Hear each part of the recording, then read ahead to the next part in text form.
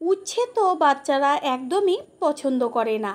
একটা মাত্র ডিম ব্যবহার করে উচ্ছের সম্পূর্ণ একটা নতুন রেসিপি শেয়ার করব, যেটা নাকি ছোট থেকে বড় সকলেই কিন্তু খেয়ে নেবে। নমস্কার বন্ধুরা, শ্বশুর বৌমা রান্নাঘর অ্যান্ড ব্লগ চ্যানেলে সকলকে স্বাগত। তাহলে রেসিপিটি কি করে তৈরি করব সেটাই দেখে নেওয়া যাক। রেসিপিটি তৈরি করার জন্য এইখানে আমি নিয়েছি উচ্ছে। এবার উচ্ছেগুলোকে ভালো করে জল দিয়ে ধুয়ে নিয়ে তারপরে গোল গোল চাক করে কেটে নিয়ে ফিরে আসছি। এইখানে উচ্ছেগুলোকে বেশ গোল গোল করে পাতলা করে কেটে নিয়ে তারপরে লবণ আর হলুদ মাখিয়ে রেখেছি। এরপর গ্যাসের ওভেনে কড়াই বসিয়ে কড়াইটা গরম করে নিয়ে দিয়ে দিয়েছি সাদা তেল। আর তেল গরম হয়ে গেলে পরে হলুদ আর লবণ দিয়ে মাখানো উচ্ছেগুলো গরম তেলে ছেড়ে দেব। আর গ্যাসের ফ্লেম হাই টু মিডিয়াম করে দিয়ে উচ্ছেগুলোকে বেশ ভালো করে ভেজে নেব।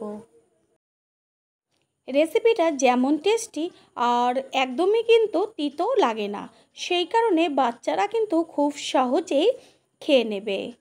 উচ্ছেগুলো বেশ লাল লাল করে ভাজা হয়ে গেছে। ঠিক এইভাবে কিন্তু লাল লাল করে উচ্ছেগুলোকে ভেজে নিতে হবে। এবার তেল ছেঁকে তুলে নেব।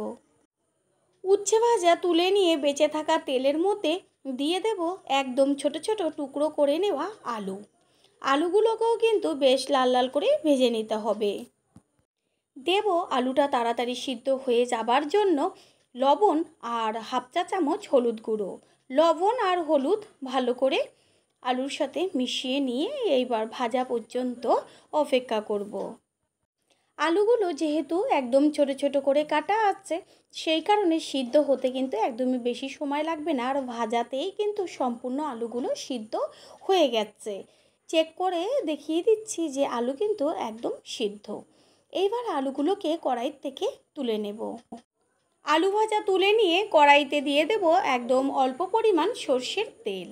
আর তেলটা গরম হয়ে গেলে এর মধ্যে দেব 1 চা চামচ রসুনের পেস্ট। গ্যাসের ফ্লেম লোতে রেখে রসুনের পেস্টটা বেশ ভালো করে ভেজে নেব। আর তেলে যদি এইভাবে রসুনের পেস্ট ভাজা হয় দারুণ কিন্তু একটা ফ্লেভার আসে।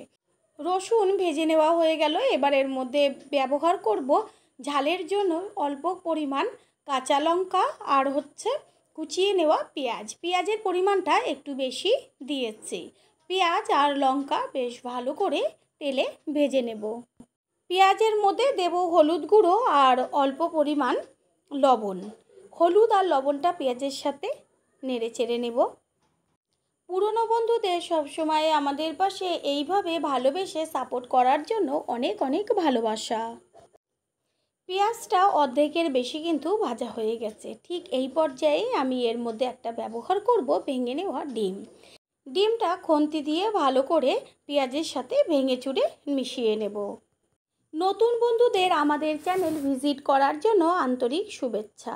আমাদের রেসিপিগুলো যদি ভালো লেগে থাকে সাবস্ক্রাইব করে দেওয়ার অনুরোধ রইল। ও পাশে থাকা বেল আইকনে ক্লিক করলে পরবর্তী ভিডিওগুলো সবার আগে আপনাদের কাছে পৌঁছে যাবে। ডিম বেশ ভালো করে ভেজে নেওয়া হলো।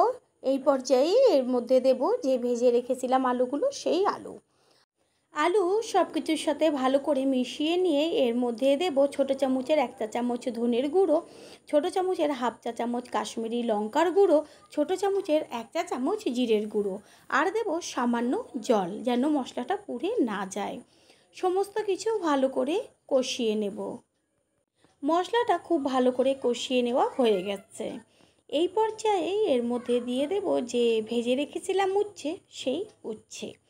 এইভাবে যদি উচ্ছেটা লাস্টে ব্যবহার করা হয় তাহলে কিন্তু তিতো একদমই লাগবে না। উচ্ছে দেওয়ার পরে একটু নেড়েচেড়ে নিয়ে ঢাকনা দিয়ে ঢেকে দেব 3 থেকে 4 মিনিট। 3-4 মিনিট বাদে ফিরে এসে কড়াইয়ের ঢাকনাটা সরিয়ে দিয়ে খুন্তি দিয়ে ভালো করে চারদিকটা ওপর নিচ করে মিশিয়ে নেব। যেহেতু আলু আর উচ্ছে দুটোই কিন্তু ভাজাতে সিদ্ধ হয়ে গেছে, সেই কারণে একদমই কিন্তু হতে সময় লাগবে না। আর ভাজাটা কিন্তু একদম ঝরঝরে হবে, কোনো রকম যেন জল না থাকে। রেসিপিটি একদম সিম্পল হলেও কিন্তু টেস্ট অসাধারণ। আমি রিকোয়েস্ট করব একদিনের জন্য হলেও ট্রাই করবেন। গ্যাস অফ করে দেব। তৈরি হয়ে গেল আজকের রেসিপি। আশা করি রেসিপিটি ভালো লাগলো। আর যদি ভালো লেগে থাকে একটা লাইক, কমেন্ট, পারলে একটা শেয়ার করে অবশ্যই জানাবেন। আপনাদের দেওয়া একটা লাইক ও একটা শেয়ার কিন্তু আমাদের কাছে অনেক অনেক গুরুত্বপূর্ণ, তাই কেউ একটা লাইক ও একটা শেয়ার করতে একদমই ভুলবেন না। রেসিপিটি যদি কেউ ফেসবুক থেকে দেখে থাকেন, ফলো করে পাশে থাকার অনুরোধ রইল। All friend, thanks for watching my video. আপনারা সকলে ভালো থাকবেন, সুস্থ থাকবেন। আবারও দেখা হবে অন্য কোনো রেসিপির এপিসোডে।